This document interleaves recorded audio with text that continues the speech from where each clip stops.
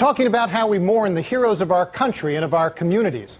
Two extraordinary Americans died this week after 8 decades on the stage, but you've only heard of one. You know, the Violet Eyes, the 7 marriages, the diamonds, the Oscars. I want to tell you about the other, the teacher who had the most influence on my life and on thousands of other students. Elizabeth Taylor shows one path to glory, but my teacher, George Troutwein, belongs in his own class of the true immortals. Mr. Troutwein was the musical director at Little Blindbrook High School in the New York suburb where I grew up.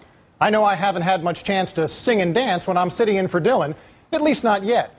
But from 8th through 12th grade, Mr. Troutwein was the central figure in my development.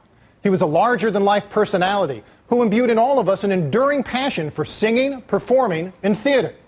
This is me getting ready for a performance of The Mikado. Yes, I was 16 once. As a byproduct, Mr. Troutwein taught us to pursue excellence in, well, in everything. Mr. Troutwein was my model for integrity, hard work, discipline, and exacting standards. The man's energy and passion were electric, as was his commitment to a certain silliness in the pursuit of the serious.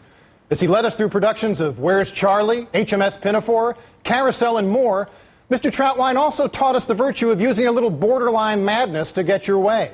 The man was known to throw plastic chairs high against the wall and yell at the top of his lungs when we let him down.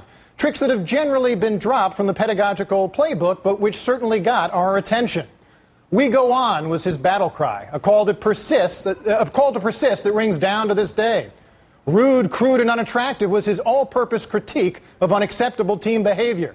"I don't care if you loathe me, but by God, you'll work for me," he'd say. So we did. One of Mr. Troutwein's pupils even became a bona fide star of stage and screen. Craig Bierko, a leading man in Guys and Dolls and The Music Man on Broadway, who's done tons of TV and film work. There's Craig with the gang from the Pirates of Penzance in high school. We are proud of you, Craig. Liz Taylor had millions of fans, but unlike George Troutwein, she didn't inspire hundreds of former students to rush to a Facebook page to share memories of a man we loved and who loved us and who changed our lives. There's a lot of teacher bashing these days, but after writing my Washington Post column on Mr. Troutwein this week, I've heard from readers around the world about the teacher who changed their life. People get this.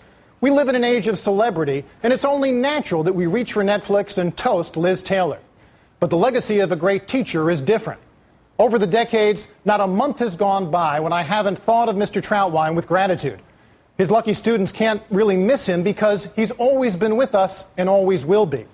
Since what he gave us is transmittable, he'll even be in our kids. It makes me smile and cry all at once to realize this.